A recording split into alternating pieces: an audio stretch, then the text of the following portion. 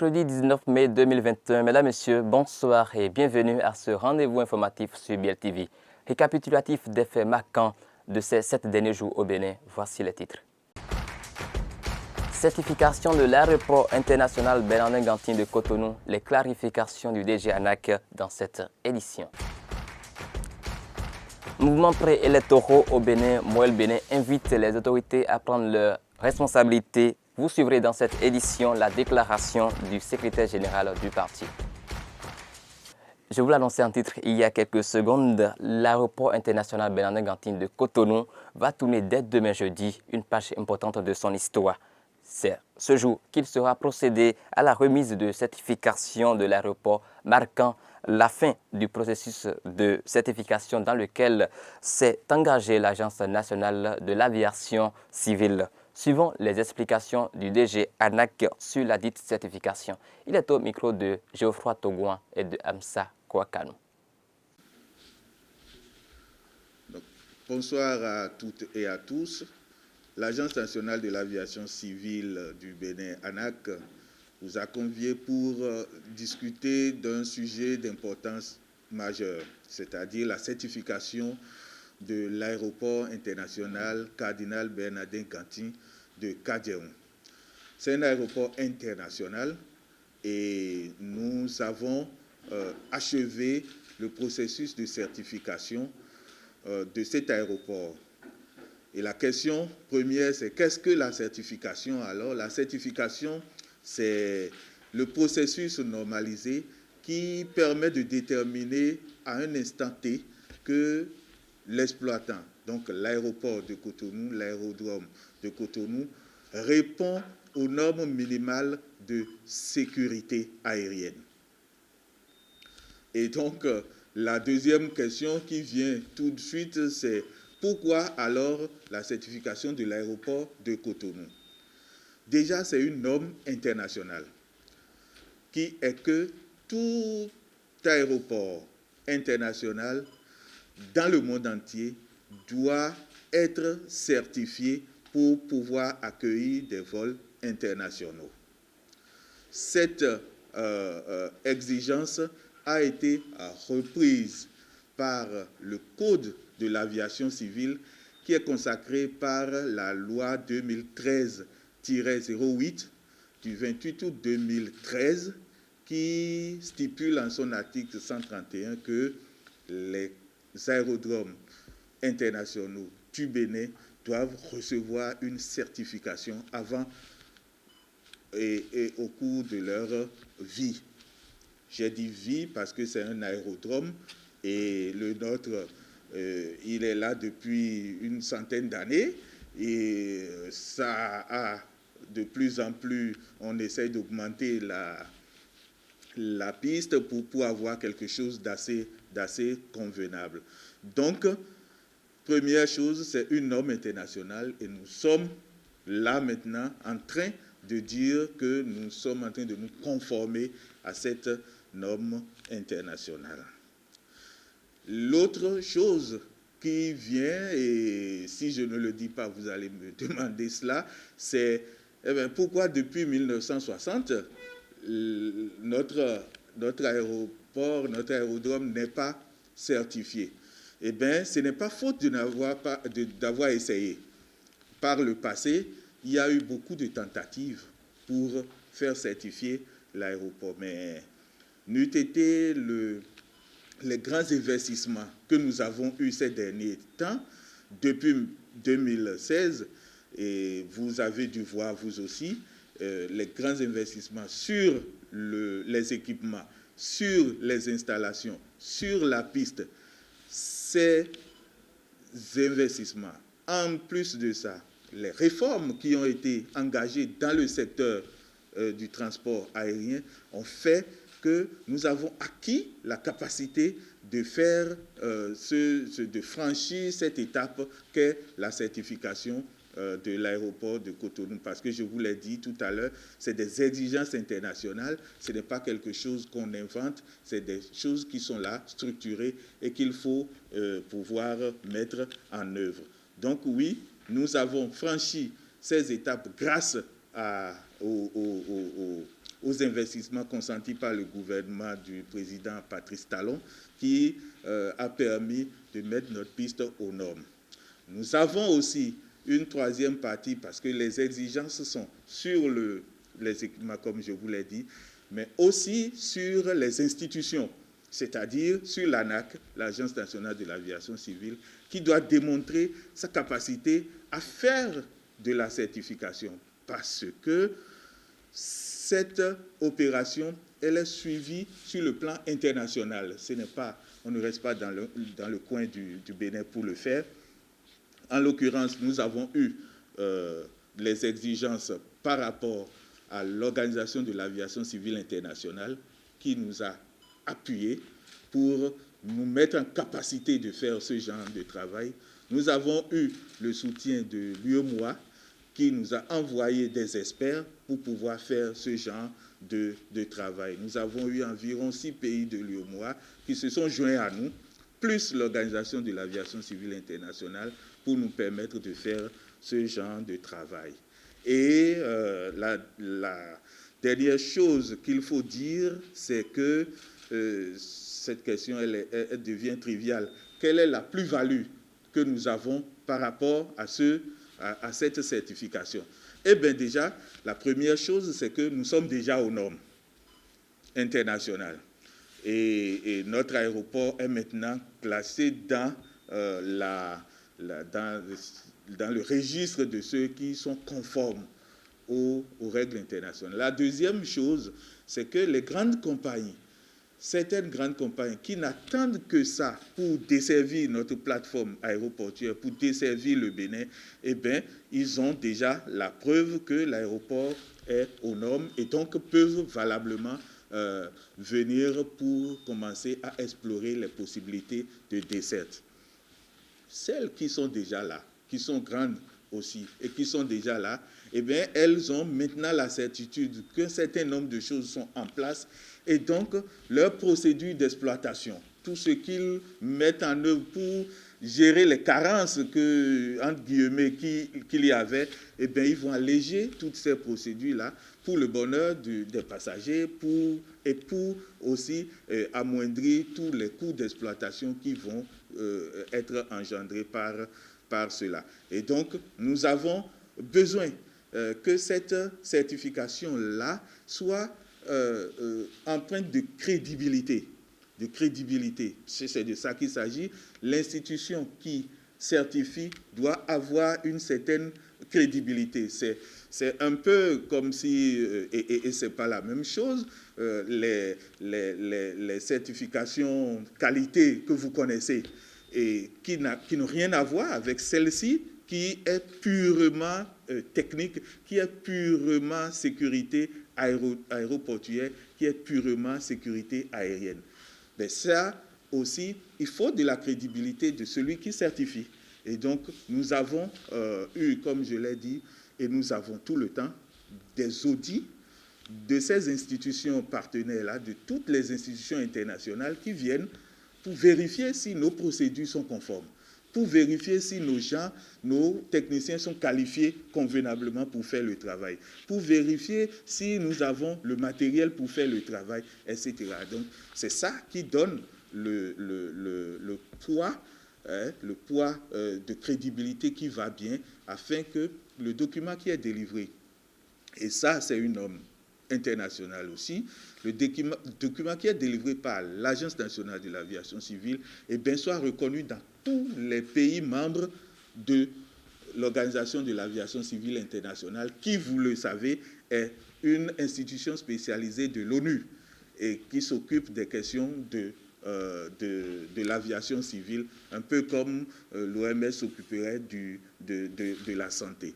Donc, voilà ce que nous essayons de faire dans le pays. Voilà la chose, le grand pas important que nous avons franchi, et vous le savez bien, et le président de la République a indiqué clairement qu'on va utiliser l'aviation civile, le transport aérien, comme un levier de développement, et avec le tourisme qui ne vit qu'avec le transport aérien aussi. Et donc, nous essayons de mettre les bases nécessaires, les fondamentaux pour qu'on puisse avoir un développement de l'aviation civile vraiment sûr et mais au service d'un développement durable. C'est le lieu de remercier toute l'équipe parce que c'est une grande équipe qui a travaillé. Il y a une vingtaine d'ingénieurs qui ont travaillé pour qu'on arrive à cette phase de certification. Je crois qu'il faut les remercier aussi et les encourager aussi. Voilà l'essentiel du message que j'ai à vous. Merci beaucoup. Du transport aérien, revenons sur la voie terrestre où, comme vous le savez déjà, l'opération de contrôle routier lancée par la police républicaine le samedi dernier a été suspendue dimanche 16 mai dernier, soit exactement 24 heures après son démarrage. Qu'en pensent les populations de ce moratoire de quelques jours dont parle la police?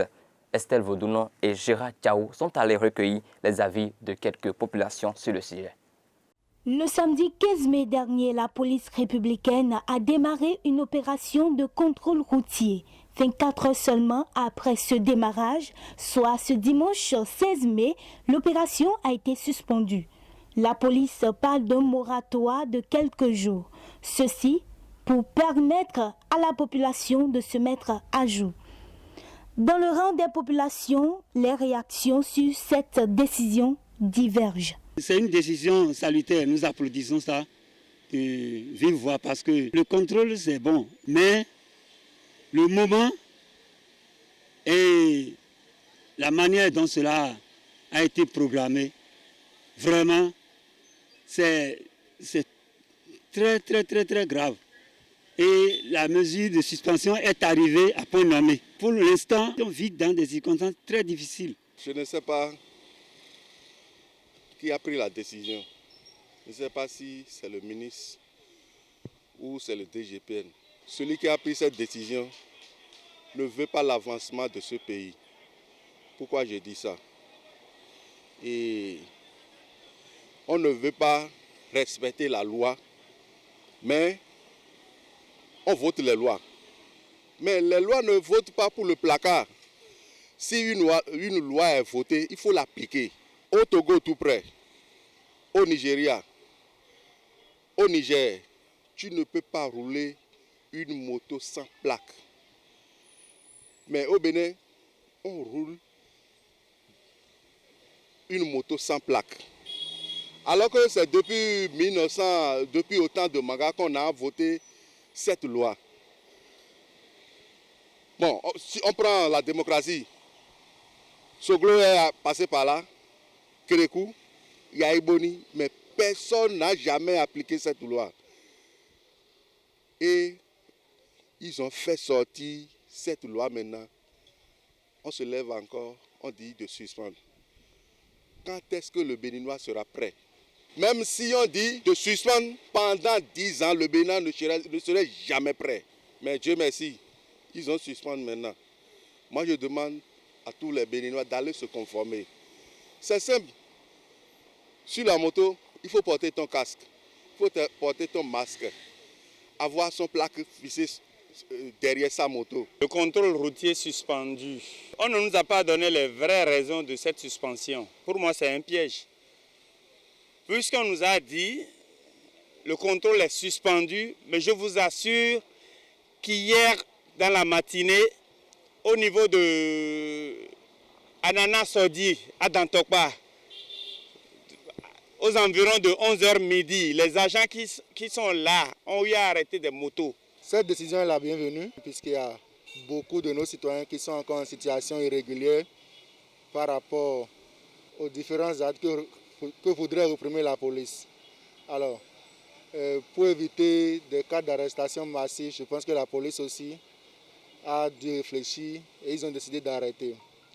Et cependant, connaissant les Béninois, la question qu'il faut se poser est est-ce qu'ils vont vraiment profiter de ce moratoire qui leur est accordé? Alors la première chose, c'est d'abord demander aux populations, aux citoyens qui sont en situation irrégulière, de pouvoir régulariser leur situation. La deuxième chose, par la police, j'aurais demandé à ceux-là qui sont chargés de pouvoir établir les différents actes, à savoir par exemple, surtout dans ce qui concerne les plaques d'immatriculation, que le service, s'il faudrait revoir l'organisation afin que la procédure puisse aller très vite afin que les gens puissent obtenir leur plaque. Parce qu'il y en a qui ont fait la demande depuis des mois, voire années, mais qui n'ont toujours pas eu leur plaque. Alors il faudrait vraiment que ce service-là puisse revoir leur organisation afin de délivrer à temps les plaques d'immatriculation à ceux-là qui voudraient les avoir. Et enfin, à la police, qui puisse donner quand même un temps quand même considérable, ou je dirais raisonnable, pour que les gens puissent avoir les papiers qu'il faut et se mettre à jour avant que la répression ne recommence. Aussi, faut-il ajouter, un communiqué officiel de la part des autorités est attendu sur ce sujet pour apporter plus de précision. Politique. Un mois après la présidentielle du 11 avril dernier, Moël Béné revient sur les actes de vandalisme observés pendant la période préélectorale. Dans une déclaration de presse lue par le secrétaire général du parti, le bilan a été fait et les membres du dit parti demandent aux autorités de prendre leurs responsabilités. Béninoises et Béninois, militantes, militants, sympathisantes et sympathisants de Moël Béné, mesdames et messieurs, notre pays vient de tourner la page du scrutin présidentiel du 11 avril 2021. Si nous avons des motifs de joie pour célébrer la victoire de la démocratie et de l'état de droit, autant nous avons eu des raisons d'affliction et de tristesse. En effet, si dans l'ensemble, l'élection présidentielle s'est déroulée dans la paix et la quiétude, les malheureux incidents préélectoraux survenus dans certaines localités du pays ont eu le mérite de perturber la paix et la cohésion nationale. Des personnels des forces de défense et de sécurité, dont le seul tort est d'avoir voulu libérer les voies inter-États barricadées, ont été criblés de balles par des tireurs embusqués. Des populations ont été exposées et terrorisées. Des édifices publics et des biens privés ont été détruits. Malgré ces regrettables événements, vécus par tous et constatés par l'opinion publique nationale et internationale, malgré les appels directs d'acteurs de l'opposition dite radicale à l'insurrection et à la mise en berne du processus électoral, malgré l'arrestation au domicile d'un juge en cavale de délinquants recrutés circonstanciellement pour semer des troubles et la terreur dans nos villes et campagnes, malgré la récente découverte d'une importante quantité de munitions dans une des localités concernées par les violences préélectorales et au Togo voisin à destination du Bénin, malgré l'aveu public d'une ancienne ministre en ce qui concerne le financement et le soutien de chasseurs par l'opposition dite radicale pour attaquer l'armée républicaine qualifiée d'inconsciente selon ses propos, malgré tous ces constats, hélas, certains compatriotes continuent de développer des thèses négationnistes sous le fallacieux couvert d'un combat pour la démocratie. Les dernières déclarations d'un ancien ministre des Finances sur un média étranger illustrent à suffisance cette démarche nihiliste qui consiste à rejeter la réalité et à prendre fait et cause pour la délation, le mensonge et le déni. À travers ces récentes déclarations, l'on se rend davantage compte que le projet de déstabilisation du pays est bien revendiqué par une pseudo-opposition. Moël Béné est convaincu que bien de forces et ou de personnalités de l'opposition au pouvoir en place ne se retrouvent pas dans ces actes et postures négationnistes. Moël Béné demande alors à ces forces de se démarquer des agissements qui n'honorent pas notre pays et sa démocratie. Si pour Moël Béné, revendiquer avoir lancé aux populations un mot d'ordre de manifestation pacifique, mouchoir en main, hostile à l'élection du 11 avril 2021, est tout à fait convenable dans un état de droit, assumer la guérilla que nous avons observée par l'agression armée du personnel des forces de défense et de sécurité ainsi que des populations civiles est un Rubicon à ne jamais franchir dans une compétition démocratique. En adoptant cette posture négationniste, ces personnes n'affichent que du mépris au peuple béninois qu'elles ambitionnent diriger. Moël Béné demande aux autorités compétentes de prendre toutes les mesures pour retrouver les responsables des violents événements préélectoraux où qu'ils se trouvent pour que justice soit faite et que force reste à la loi. Moël Béné demande une fois encore aux autorités à divers niveaux de prendre toutes les dispositions pour que plus jamais ces ignobles actes ne se reproduisent. Ceux qui caressent le rêve de la déstabilisation du Bénin et leurs sponsors locaux et étrangers verront toujours devant eux un peuple uni et debout. Ceux qui ourdissent des dessins funestes contre le Bénin et leurs mécènes locaux et étrangers seront toujours déroutés et leurs projets voués à l'échec. Ceux qui complotent contre le Bénin et leurs soutiens locaux et étrangers perdront toujours la face, car le Bénin a une grande âme. Dieu et les mânes de nos ancêtres bénissent le Bénin éternel. Vive la République. Cotonou, le 15 mai 2021, le Bureau politique national.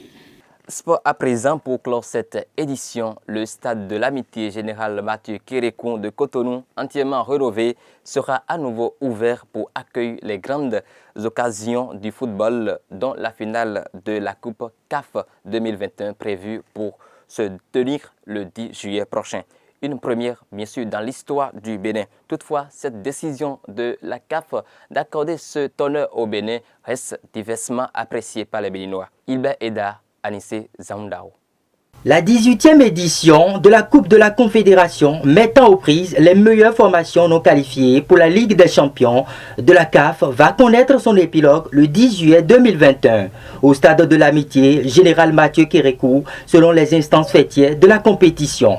Une nouvelle qui est saluée par des citoyens béninois. J'ai appris la nouvelle avec beaucoup de joie. Si le Bénin peut organiser de pareilles compétitions, ce serait à l'actif des Béninois. Et pas plus tard que dans le cours de la semaine passée, j'ai aperçu que le stade est en pleine rénovation. Et cela augure de l'intérêt que le Bénin accorde à cette compétition. On ne peut qu'apprécier et encourager ceux qui ont fait de cette action une action salvatrice. Puisque dans la sous-région, quand on va sur les autres stades, on voit l'état de leur stade. On ne peut que remercier ceux qui ont fait de ce stade ce que nous constatons actuellement. Et puis nous temps parce que kaka bon togande ko no to nu wa ile bon mimo alile do mo ami kale vo mo stade risulde stade wa de gbondi mimo do mo to ko kaka bo stade do en chantier bo do niveau ne mi ado eko ifu vonu e parce que eko do fufu e de mi wa mo stade do dion enyo ponu mi. Je suis content lorsque j'ai appris la nouvelle et puis je salue la dynamisme de nos autorités et puis la dynamisme du ministre des Sports, je le salue et tout le staff et tout son staff pour le travail abattu. Et parlant du stade de l'amitié entièrement rénové, quelle stratégie mettre en place pour un bon entretien de ce joyau? Des citoyens donnent des pistes aux autorités béninoises. Et je pense que le mieux, c'est qu'après la compétition, là, qu'il y ait un suivi. Et c'est le suivi qui va permettre à ce stade-là de toujours garder sa beauté. Et je vais m'adresser au ministre des Sports, parce que c'est lui qui est la première personne qui doit avoir l'œil sur le stade.